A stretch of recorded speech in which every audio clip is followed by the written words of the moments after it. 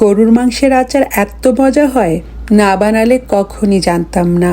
আজকে সারাদিন বৃষ্টি হচ্ছিল, তাই ভাবছিলাম ভুনা খিচুড়ি আর গরুর মাংসের আচার বানাই। যেই কথা সেই কাজ। নিয়ে নিয়েছি এখানে গরুর মাংস, একদম হাড় ছাড়া, চর্বি ছাড়া। মাংসের পিসগুলো একদম এইরকম ছোট ছোট হতে হবে।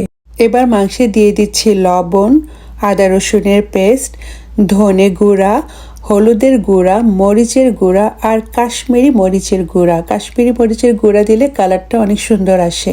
তার সাথে দিয়ে দিলাম সরিষার তেল, কারণ মাংসের আচার বলে কথা। এরপর সব কিছু ভালোভাবে মেখে নিচ্ছি। আপনাদের হাতে সময় থাকলে ম্যারিনেট করতে পারেন।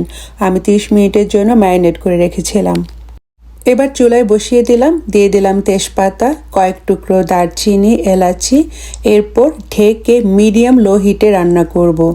আর মাংসের গা থেকে পানি উঠে আসবে।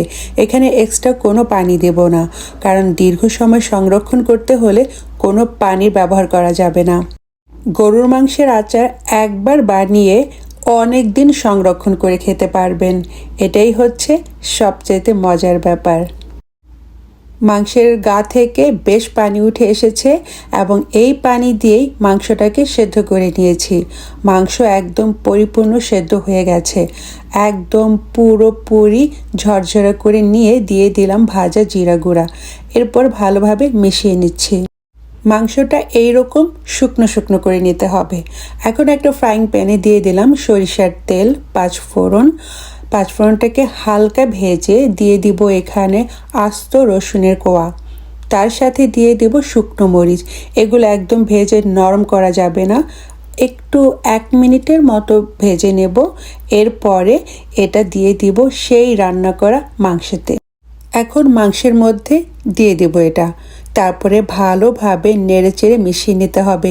এই সময় এত চমৎকার গন্ধ আসবে, পুরো রান্নাঘর আপনার এই চমৎকার গন্ধে ভরে যাবে। হয়ে গেল আচার।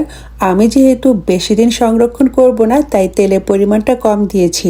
আপনারা দীর্ঘদিন সংরক্ষণ করতে হলে তেলের পরিমাণটা কিন্তু বাড়িয়ে দিবেন। এই ছিল আমার আজকের রেসিপি।